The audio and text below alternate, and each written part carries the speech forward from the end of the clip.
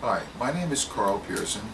I'm a lawyer in New York, a Harvard Law School graduate, and I represent homeowners and small businesses throughout the United States with their foreclosure litigation problems, including foreclosure defense, quiet title actions, and wrongful foreclosure actions, and working on loan modification agreements.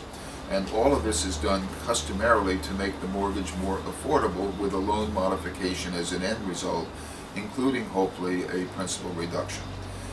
This video number 113J, wrongful foreclosure actions, is something that occurs and takes place within 28 states where the cause of action for wrongful foreclosure could arise, but it also could be, an action could be commenced in any of the 50 states for those 28 states. But then that raises issues of venue, so it's just a footnote in a sense. So we're talking about wrongful foreclosure actions arising in the non-judicial states, and this is the 11th video in a series of 12 related videos on foreclosure litigation and foreclosure defense. The 12 videos are being prepared for viewing in sequence from A to L and provide an up-to-date look at defending foreclosures. Now, this is a preliminary thought, and that a judge in New York, when I was in his court, had no doubt and was quick to respond that I had said something about a wrongful foreclosure action, and the judge responded, "What's that?" What he was saying to me in his abbreviated judicial way was, "What do you mean wrongful foreclosure action? You can't have that in a judicial foreclosure state because by definition the judgment of foreclosure is not wrongful. I'm not wrong when I entered a judgment of foreclosure. It was up to you to point out where the deficiencies were, and if you never showed up and you got a judgment against you, don't call it wrongful." So there is no wrongful foreclosure action based upon activities of a judgment in a judicial foreclosure state. And there's no reason, however, that such an action cannot be brought in New York, for example, if there are enough contacts with New York as to a wrongful foreclosure that took place, say, in California. Anyway, I'm not trying to have wrongful foreclosure actions brought in New York. I'm just trying to get you to think about what they are. In police work, there is the concept of a righteous shooting. Righteous, that it's a justified killing of someone by a police person. They are licensed to shoot people under certain circumstances and sometimes wind up doing so. Banks and their services are licensed by the deed of trust in a non-judicial state to order the trustee under the deed of trust to sell your property to pay off the note under certain circumstances.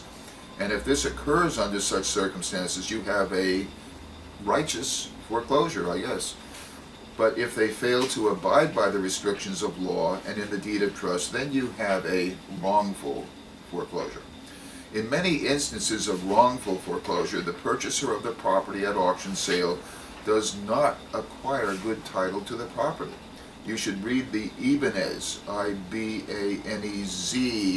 case decided unanimously by the Supreme Judicial Court in Massachusetts. It held that when the bank did not have title to the note and mortgage when it started the foreclosure proceeding by issuing a notice of intent to foreclose, the auction sale of the property was wholly invalid and the property had to be returned to its former owner. This decision is probably good law in all states, although there may be a dispute as to when that result is justified. For example, it is possible that the former owner waits too long to try to reverse the sale, and the court might deny reversal on the grounds of laches. So there's always arguments, but generally speaking, I think Ibanez is a good starting point in any state, any non-judicial state, if you have a wrongful foreclosure. Or a state court might hold that a bank could cure any title problems up to the date of sale, so that even though there was something wrong at the time they issued the notice of default, it is conceivable that some judges in some states may say, well, there's no injury as long as they had the title at the time they sold the property. So these are just legal arguments that I'm raising that could be raised, and you should always remember that nothing is that clear-cut. In any event, here are some of the major issues that could make a foreclosure wrongful, and this list is anything but all-inclusive. I'm going to use, quote, no title, unquote, to refer to instances where the REMIC trustee or investigator is not the, or investor is not the holder of the note. Holder is a concept under the Uniform Commercial Code. And the servicer is not the holder of the note and was not authorized to order foreclosure by the holder of the note. And there is no original note to be found. So possible wrongful foreclosures, and remember this is not exclusive at all. 1. No title. 2. Title to the deed of trust was obtained through robo-signed signatures. 3. No required notice of intent to foreclose was sent. 4. The language of the notice of intent to foreclose did not fully comply. Of course, this leaves some room for argument. 5. The endorsement in blank on the note, without recourse, endorsed in blank, was made by robo-signature, and this apparently has not yet been clearly decided by the courts in America. But the argument is that without a real wet ink signature, there is no valid endorsement, and the note without any endorsement in blank is not negotiable and has not yet been assigned to anyone. And 6, the borrower was not in default. Now these are just possible wrongful foreclosures. There's many other possibilities.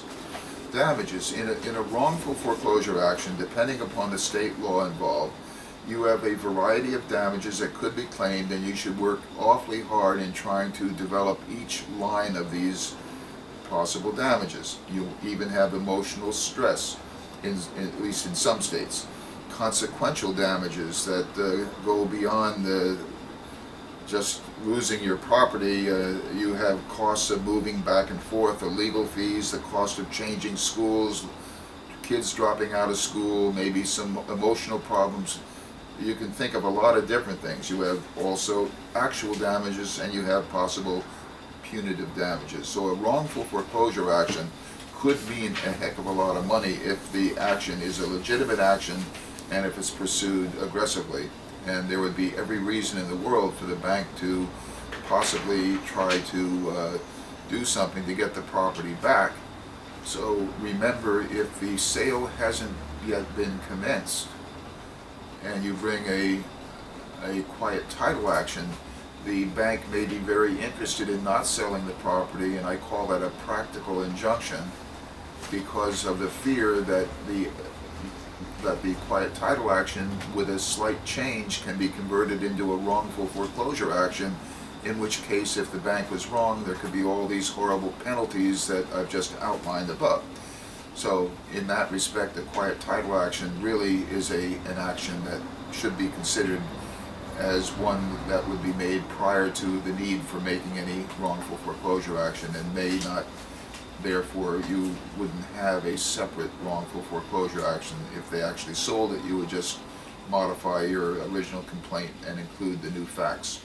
So anyway, I'm finished with defending foreclosure actions, and you should go to my 12th and final video, 114K, or L, it's actually 114L, Finding a Local Attorney. If you have any questions, please give me a call. My telephone number in New York is 212-307-4444. I provide free consultations and represent homeowners and businesses throughout the U.S. as to their foreclosure litigation problems, including the wrongful title, wrongful foreclosure, quiet title actions, and all of this is done hopefully to save the properties through obtaining a reasonable loan modification agreement and hopefully a principal reduction. Remember, there's never any guarantees as to anything in litigation. You don't know, you have to just go through it and find out the result. My number again, 212-307-4444.